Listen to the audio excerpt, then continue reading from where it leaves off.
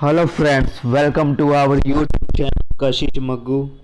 Friends, इससे पिछली video में हमने फर्स्ट चैप्टर स्टार्ट किया था। उसमें हमने एक टेक्निक कर ली थी जो हमारी टेक्निक ऑफ इन्वेंटरी मैनेजमेंट है उसकी। आज हम दूसरी टेक्निक्स को पढ़ेंगे। दूसरी टेक्निक्स क्या है, कौन सी है, आइए एक बार इसको देख लेते हैं। दूसरी टेक्निक है VED, vital essential desirable analysis.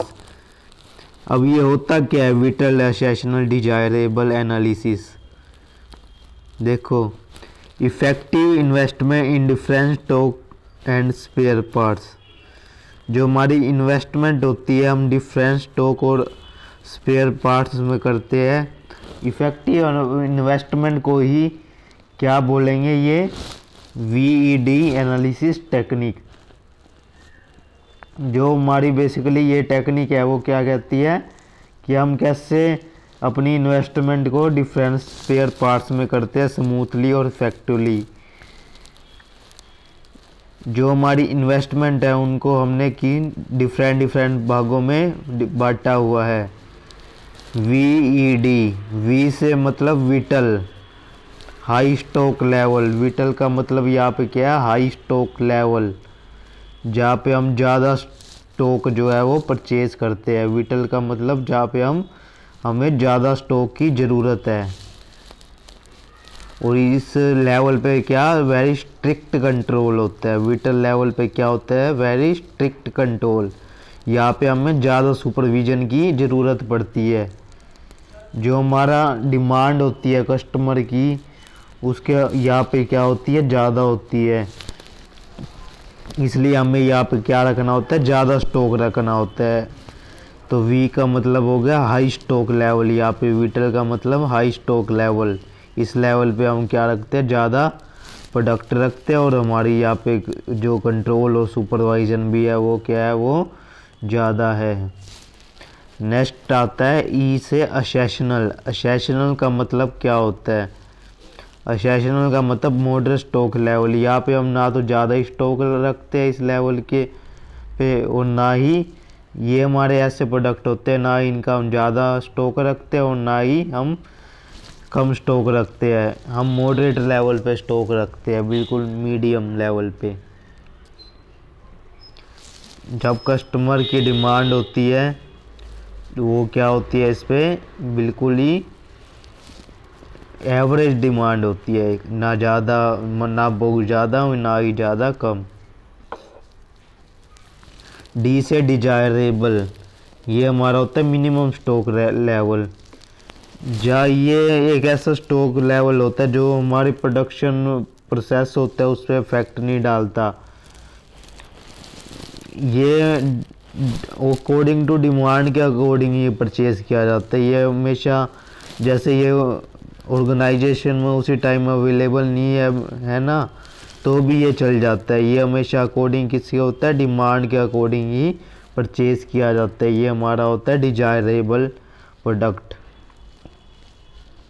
ठीक है, ये 3 कैटेगरीज है इस VED एनालिसिस टेक्निक है, जो इसको 3 भागों में बांटा हुआ है, विटल, असेशनल और डिजायरेबल। विटल में हमें ज़्यादा स्टॉक की ज़रूरत होती है, असेशनल में मीडियम स्टॉक की ज़रूरत होती है, और डिजायरेबल में मिनिमम स्टॉक की ज़रूरत होती है। अब VED analysis and ABC analysis. VED analysis और ABC एनालिसिस। VED एनालिसिस हमने अभी पढ़ी है और ABC एनालिसिस हमने पिछली वीडियो में पढ़ी थी। अगर आपने वो वीडियो अभी तक नहीं देखी है तो लिंक उसका डिस्क्रिप्शन में दे दिया जाएगा, उसको जाके देख लेना। ABC एनालिसिस जो हमारी फर्स्ट टेक्निक थी वो क्या कंसीडर करती थी, प्राइस ऑफ गुड्स। भाई गुड्स का प्राइस क्या है, हमने उसके 3 कैटेगरी में बांटा हुआ था ना उस गुड्स को, हाई प्राइस, मीडियम प्राइस और लो प्राइस के गुड्स को। वो किसको देखती थी, प्राइस को। गुड्स का यूज़ क्या है, उस मटेरियल का यूज़ है, क्या बनाने में उस चीज़ का यूज़ हो रहा है, उसको नहीं देखता था ABC एनालिसिस। जो यूसेज है गुड्स का वो कौन देखेगा, VED। ये क्या थी, विटल, एसेशनल, डिजायरेबल, ये वाली एनालिसिस टेक्निक। ये वाली टेक्निक हमारी जो है वो गुड्स को बनाने में यूज़ कहाँ पे होता है वो देखिए, ये वीडी एनालिसिस यूज़ देखिए, ये गुड्स का यूज़ कहाँ पे हो रहा है, नोट प्राइस, प्राइस को वो नहीं देखिए, ये ओनली गुड्स को देखिए। और जो हमारी एबीसी एनालिसिस थी वो कंसीडर ओनली प्राइस, वो किसको देखती थी, प्राइस को देखती थी, उस गुड्स का यूज़ मटेरियल है उसका यूज़ कहाँ पे हो रहा है उसको नहीं देखती थी। फ्रेंड्स इन ये नोट्स मैंने खुद हैंड रिटन लिखी है, बुक्स में आप पढ़ोगे आपको कुछ भी नहीं समझ आएगा। ये वेरी शॉर्ट लैंग्वेज में ये मैंने नोट्स बनाए हैं, तो इससे आपको बहुत ही फ़ायदा होने वाला है। नेक्स्ट हमारी थर्ड टेक्निक आती है इन्वेंट्री टर्नओवर रेशियो। अब इन्वेंट्री टर्नओवर रेशियो क्या है, आपने पढ़ा होगा इन्वेंट्री टर्नओवर रेशियो क्या है। It is the ratio of raw material consumed and average stock of raw material. ये रेशियो है किसकी, जितना रॉ मटेरियल हमारा यूज़ हुआ है, जितना रॉ मटेरियल से हमारे प्रोडक्ट बने हैं, और उसको किससे डिवाइड कर देते हैं, average stock of raw material, जो हमारा जितना हमने रॉ मटेरियल परचेज़ किया था उसके एवरेज से, जितना हमारा यूज़ होया है और जितना हमारा परचेस होया है उसकी रेशियो को क्या बोलेंगे हम, इन्वेंट्री टर्नओवर रेशियो। अब इसकी इन्वेंट्री टर्नओवर रेशियो में भी हमने क्लासिफिकेशन कर रखी है, FNSD क्लासिफिकेशन। F से fast moving goods, F mean fast moving goods. अब फास्ट मूविंग गुड्स का यहाँ पे क्या मतलब है, ऐसे गुड्स जिनकी डिमांड क्या है, हाई है, जो 1 मिनट हमारे जल्दी से जल्दी बिक जाते हैं, वो होते हैं हमारे फास्ट मूविंग गुड्स। और ये हमारे हाई डिमांड है, तो हमें स्टॉक की भी क्या पड़ती है, ज़्यादा ज़रूरत पड़ती है, स्टॉक की ज़्यादा ज़रूरत पड़ती है, स्टॉक हमारे पास ज़्यादा होता है, तो यहाँ पे कंट्रोल भी क्या होएगा, हाई होएगा, स्ट्रिक्ट कंट्रोल होएगा। तो फास्ट मूविंग गुड्स में कंट्रोल क्या होता है, वो वेरी स्ट्रिक्ट होता है। उसके बाद आता है एन से मतलब normal goods, normal moving goods. Normal moving goods का मतलब क्या है, यहाँ पे नॉर्मल डिमांड होती है, नॉर्मल कंजप्शन होती है, जहाँ ज़्यादा हाई ना ज़्यादा लो। और purchase order depend upon future demand, और यहाँ पे जो परचेज ऑर्डर है वो किस पे डिपेंड होता है, फ्यूचर डिमांड पे डिपेंड होता है। यहाँ पे हमारी एवरेज कंट्रोल की रिक्वायर्ड होती है। उसके बाद आता है ऐसे slow moving goods. Slow moving goods अब देखो क्या है, स्लो मूविंग गुड्स में जहाँ पे लो डिमांड होती है, जहाँ पे क्या होती है, वेरी लो डिमांड, मतलब थोड़ी थोड़ी गुड्स की ज़्यादा डिमांड होती है, हमारे पास स्टॉक होता है वो सफिशिएंट होता है, और गुड्स की डिमांड वो क्या होती है, थोड़ी होती है। इसलिए यहाँ पे ज़्यादा हमें स्टिक कंट्रोल की ज़रूरत नहीं होती, या मिनिमम कंट्रोल से भी काम चल जाता है। डी से डेड और डोमिनेंट। अब डी से जो आएंगे वो डेड और डोमिनेंट कैटेगरी वाले प्रोडक्ट्स है, वो डी में आ जाएंगे, मतलब जो प्रोडक्ट है वो क्या हो चुके हैं, वो ख़त्म हो चुके हैं, और उनका कोई डिमांड भी नहीं रह गई है। जैसे पहले नोकिया 1100 फ़ोन आते थे, आजकल उनकी डिमांड है इतनी नहीं है आज, तो वो पुराने हो गए हैं, पहले हर किसी के पास होता था, तो वो क्या हो गए, वो है डोरमेंट प्रोडक्ट, उस कैटेगरी में आ जाते हैं। अब remedies to reduce loss due to slow moving. अब ये हमारी जो स्लो मूविंग गुड्स है, जिसकी डिमांड स्लो है, उनसे हम जो लॉस होते हैं उसकी रेमेडीज़ क्या है, पीरियडिक रिव्यूज़ आर मेड। जो हमें पीरियडिक रिव्यूज़ है उसको टाइम टू टाइम क्या है, उस गुड्स को हमें देखना चाहिए, ये गुड्स पुराने तो नहीं हो गया भाई, इनकी डिमांड स्लो है, स्लो डिमांड है, तो हम उस अकॉर्डिंग जो हम मटेरियल परचेज़ करें, ना ज़्यादा करें, हम इतना ज़्यादा मतलब स्टोर ना करके रखें कि हमें उससे क्या हो, लॉस हो, हम उतना ही परचेज़ करें जितनी उसकी डिमांड है।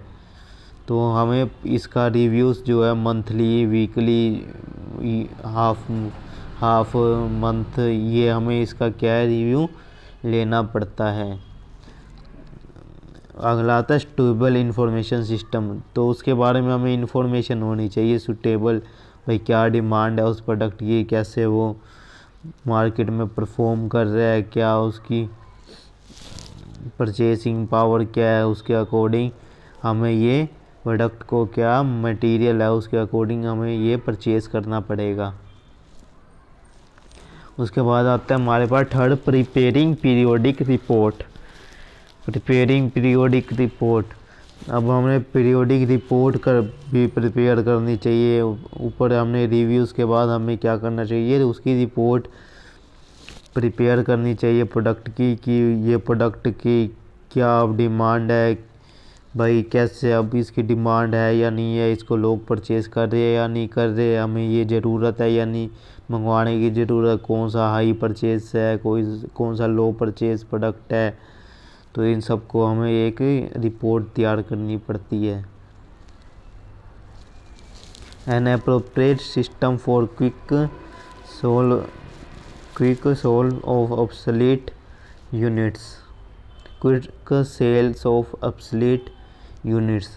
एक अप्रोप्रिएट सिस्टम होना चाहिए जिससे क्या होए, फटाफट सेल्स होए जो हमारे प्रोडक्ट है वो, जिनकी डिमांड इतनी ज़्यादा नहीं है, जो हमारे प्रोडक्ट है वो ऑब्सलीट हो चुके हैं, मतलब अबॉलिश्ड हो चुके हैं, मतलब उनकी ज़्यादा अब डिमांड नहीं रही। तो उसके लिए एक अप्रोप्रिएट सिस्टम होना चाहिए, क्या करें हमारी सेल जो है वो फटाफट हो जाए। जैसे हम मान लो हम उस पर डिस्काउंट दे दें, फटाफट जो हमारी सेल हो जाए, हम क्या है ज़्यादा लॉस से बच जाए।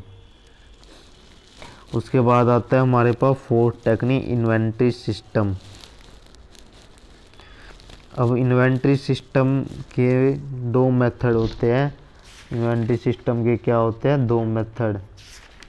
कौन कौन से है वो दो मेथड, देखते हैं एक बार ये कौन कौन से दो मेथड हैं। पीरियोडिक इन्वेंट्री सिस्टम और परपेचुअल इन्वेंट्री सिस्टम। अब देखो पीरियोडिक इन्वेंट्री सिस्टम में क्या होता है, पीरियोडिक इन्वेंट्री सिस्टम वो होता है जिसकी हम, जो हमारा स्टॉक होता है उसकी हम वेरिफिकेशन करते हैं, वो फिक्स, ये लिखा हुआ है ना पीरियोडिक इन्वेंट्री सिस्टम, ये जो हम स्टॉक का वेरीफाई करते हैं, स्टॉक की वेरिफिकेशन वो फिक्स टाइम पीरियड में करते हैं, लाइक 3 मंथ 6 मंथ में कर लिया या 1 ईयर में कर लिया, मतलब डे टू डे नहीं होता है, या 3 मंथ्स में या 6 महीने में या 1 साल में।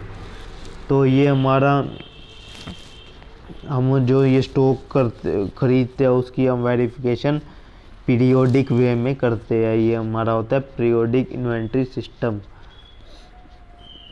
तो इसका फॉर्मूला ये क्या होता है, हमारा जितना हमारा प्रोडक्ट कंज्यूम हो या मटेरियल हमारा कंज्यूम हो या जितना उससे फिनिश गुड्स बनाया, उसको बनाने का एक फॉर्मूला होता है पीरियोडिक इन्वेंट्री सिस्टम को निकालने का, होता है material consume equal to opening stock of material. जितना हमारा शुरू में स्टॉक था opening stock of material plus purchase, ये opening stock of material plus purchase minus closing stock. Opening में क्या कर देंगे, जो हमने परचेज किया है वो ड्यूरिंग द ईयर वो ऐड कर देंगे, और हमारे पास जो स्टॉक बच गया डेट इज क्लोजिंग स्टॉक, वो क्या हो जाएगा, लेस हो जाएगा। तो हमारे पास मटेरियल कितना कंज्यूम हुआ है वो निकल के आ जाएगा, मटेरियल कंज्यूम। ये हमारा किसका फॉर्मूला होता है, पीरियोडिक इन्वेंट्री सिस्टम का। फॉर एग्जांपल हमारे पास ओपनिंग स्टॉक था, शुरू में हमारे पास ओपनिंग स्टॉक कितना था 15,000 पे, और ड्यूरिंग द ईयर हमने परचेज़ किया 1 लाख का स्टॉक, तो टोटल कितना हो गया 1,15,000 का स्टॉक हो गया। 1,15,000 वो हमारे पास एंड में stock, and the year stock जो हमारे पास बचा वो 25,000 का वो स्टॉक बचा। अब 1,15,000 में से हम 25,000 माइनस कर देंगे तो हमारे पास कितनी वैल्यू आ रही 90,000। तो ये हमारा 90,000 वो क्या हो जाएगा, ये हमारा हो जाएगा मटेरियल कंज्यूम। मटेरियल कंज्यूम आ जाएगा 90,000 रुपये का। जो हमारे पास स्टॉक बचा है वो कितना बचा है 25,000 रुपये का बचे, 90,000 का क्या हो गया कंज्यूम हो गया। अब इसकी कुछ डिसएडवांटेज भी है सिस्टम की, जो ये सिस्टम है वो इंफॉर्मेशन नहीं देता कि कितना डिक्रीज़ हो है स्टॉक में। जैसे लॉस कितनी वेस्टेज हुई है स्टॉक में, इस बारे में वो इन्फॉर्मेशन नहीं देता। बस ये बताता है कि कितना मटेरियल हमारा कंज्यूम हुआ है और कितना लॉस हुआ है, इस बारे में वो इन्फॉर्मेशन नहीं देता ये सिस्टम। इसलिए इसलिए इसकी ये प्रोडक्ट की ये क्या बोलते हैं, इसके जो ये ऊपर वाला सिस्टम है इसकी जगह दूसरा सिस्टम भी दिया है इस डिसएडवांटेज को रिमूव करने में। दूसरा सिस्टम भी हमें यहाँ पे दिया हुआ है। देखो एक और डिसएडवांटेज है इसकी, whole stock is calculating only one together. पूरा का पूरा स्टॉक ये एक ही बार में टुगेदर कैलकुलेट कर देता है, जिससे क्या होता है, जो ज़्यादा हमारा क्या होता है वेस्ट प्रोडक्शन होता है उससे, और हमारी जो सही है सही वैल्यू भी एग्जैक्टली नहीं आती। तो इस लिमिटेशन के अकॉर्डिंग एक न्यू सिस्टम आया, वो है परपेचुअल इन्वेंट्री सिस्टम। सेकंड है जो हमारा परपेचुअल इन्वेंट्री सिस्टम। इसमें क्या होता है, इसमें ये होता है, ये ऑटोमेटिक कैलकुलेशन करने में हेल्प करता है। इसमें सेपरेट काउंटिंग स्टॉक की ज़रूरत नहीं पड़ती। इसमें क्या होता है, बिन कार्ड्स और वो स्टोर लेजर हम बनाते हैं इस टेक्निक में। जो हमारे बिन कार्ड्स होते हैं, एक हमारे बिन कार्ड्स होते हैं, उसको हम हैंग ऑन अलमीरा और रैक ऑफ मटेरियल। जो बिन कार्ड्स होते हैं उसको हम किस पे, अलमीरा अलमारी पे या तो मटेरियल के जो रैक होते हैं उस पर टांग देते हैं। और जैसे ही as the material is received, जैसे ही माल हम परचेज करते हैं, हमें माल रिसीव होता है, उस रिसीविंग माल की वैल्यू जो भी है उसको हम चढ़ा देते हैं किस पे, बिन कार्ड पे हम उसको एंटर कर देते हैं, बिन कार्ड पे उसकी एंट्री कर देते हैं। और similarly at the time of withdrawal, जैसे ही हम माल अब जैसे ही नीड आती है हमारी प्रोडक्शन डिपार्टमेंट से हमारी नीड आती है, परचेज डिपार्टमेंट, मटेरियल कौन परचेज करता है, परचेज डिपार्टमेंट परचेज करता है। अब जैसे उसके बाद डिमांड आएगी, किससे आएगी, प्रोडक्शन डिपार्टमेंट को। प्रोडक्शन डिपार्टमेंट को नीड होगी, भाई हमें इतना मटेरियल चाहिए, वो हमें प्रोवाइड करवा दो। परचेज डिपार्टमेंट क्या करेगा, उसके अकॉर्डिंग उसको उतना मटेरियल जो है डिमांड के अकॉर्डिंग उनको दे देगा। तो उसके टाइम विड्रॉल जितना भी मटेरियल वो देगा उसकी भी एंट्री क्या होएगा, क्या होगी, बिन कार्ड पे वो लिख लेगा। तो ये at the time of entry, जब माल परचेज डिपार्टमेंट खरीदेगा और जो माल परचेज डिपार्टमेंट है वो आगे किसी को भेजेगा, तो उन दोनों की क्या होगी, वो एंट्री बिन कार्ड पे रिकॉर्ड हो जाएगी। और ये हेल्प आसानी होगी बैलेंस निकालने पे, कितना हमें रिसीव होया और कितना यहाँ से गया, उसका बैलेंस में कितना निकला है, उसका क्या होगी, आसानी होगी। और ये हम balance can be easily compared at any time by comparing the bin card and store ledger. जो हमारा स्टोर का लेजर होता है और बिन कार्ड में हमने जो एंट्री करे है उस बैलेंस को क्या हम इजीली कंपेयर कर सकते हैं किसी भी टाइम। सो ये वेरिफिकेशन है इसके, जो हमारा परपेचुअल इन्वेंट्री सिस्टम है ये होल डे वेरिफिकेशन है। क्या है, होल ईयर, पूरा साल वेरिफिकेशन चलता रहता है। ऊपर वाले सिस्टम में जैसे 3 मंथ्स में, 1 ईयर में, 1 मंथ, 3 मंथ या 6 महीने में या 1 साल में एक बार किया जाता था। इसमें जो है हमारा परपेचुअल इन्वेंट्री सिस्टम में वेरिफिकेशन प्रॉपर किया जाता है, पूरा टाइम टू टाइम वेरिफिकेशन किया जाता है।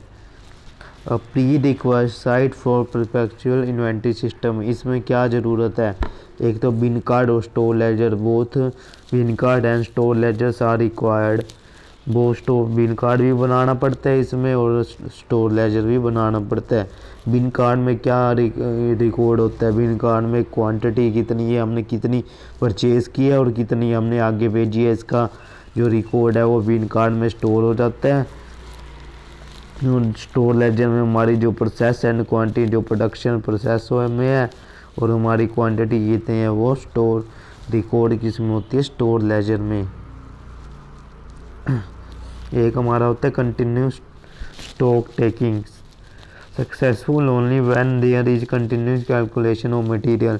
जब मटेरियल की कंटिन्यूस कैलकुलेशन होगी तभी हम सक्सेसफुल हो पाएंगे। तो ये भी क्या है, बहुत ही ज़रूरी है हमारे परपेचुअल इन्वेंटरी सिस्टम के लिए। उसके बाद आते हैं एडवांटेज के क्या फ़ायदे हैं जो हमने ये पढ़ा परपेचुअल इन्वेंटरी सिस्टम में। Avoid lengthy process of stock calculation. जो ऊपर वाले मेथड में था हमारा, ये था पीरियोडिक इन्वेंटरी सिस्टम, ये वाला मेथड था हमारा, जो ये वाला मेथड था पीरियोडिक इन्वेंटरी सिस्टम में। इसमें क्या होता था, इसमें लार्ज कैलकुलेशन होती थी, ओपनिंग स्टॉक, मटेरियल परचेस। तो इस वाले जो दूसरा हमारा है परपेचुअल इन्वेंटरी सिस्टम मेथड है, इसमें क्या होएगा, हमें इतनी लार्ज कैलकुलेशन की ज़रूरत नहीं पड़ेगी। तो ये अवॉइड करता है कितने lengthly process of stock calculation. No moral effect on employees. इसका मोरल एम्प्लॉयज़ पे क्या कोई भी मोरल इफेक्ट नहीं पड़ेगा। It reduce the chances of mistake. और ये मिस्टेक की चांसेस को भी क्या है, रिड्यूस करेगा और फ्रॉड से भी हमें बचाएगा। It prevents excess investment inventory. और ये हमारी क्या एक्सेस इन्वेस्टमेंट से भी हमें बचाएगा। Any mistake and frauds can be easily identify. कोई भी फ्रॉड या मिस्टेक होगी उसे हम क्या कर सकते हैं, ईजिली पता लगा सकते हैं। Finish goods are is also quickly identify, no stock out. जो हमारे फिनिश गुड्स है वो क्विकली, हमारे पास कितना माल बचा है वो क्विकली हमें पता चल जाएगा।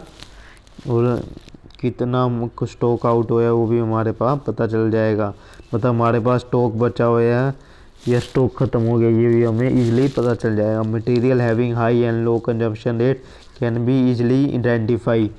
और जिसका मटेरियल का हाई रेट है, फिर हाई डिमांड है जिस प्रोडक्ट की, और जिसकी मटेरियल की लो डिमांड है उसके भी हमें क्या फटाफट पता चल जाएगा। और फुल और complete information about material help in material insurance. और जिस गुड्स का इंश्योरेंस होया हुआ है उसकी कंप्लीट इन्फॉर्मेशन है जो हमें या परपेचुअल इन्वेंटरी सिस्टम जो हमारे बिन कार्ड्स में एंट्री होती है उससे हमें इंफॉर्मेशन रिसीव हो जाएगी। और हम उससे क्या कर सकते हैं, जो हमारे गुड्स का लॉस हुआ है उसको क्या कर सकते हैं, हम रिकवर कर सकते हैं। It help to identify old and obsolete units on time. ये आइडेंटिफाई करता है जो प्रोडक्ट पुराने हो गए उनको भी आइडेंटिफाई करने में। Stock minimum and maximum limit. Stock की मिनिमम मैक्सिमम लिमिट क्या है उसको भी डिफाइन करने में ये हेल्प करता है। इंटीरियम account and stock account. इंटीरियम account और स्टॉक अकाउंट को भी बनाने में ये क्या करता है, हेल्प करता है।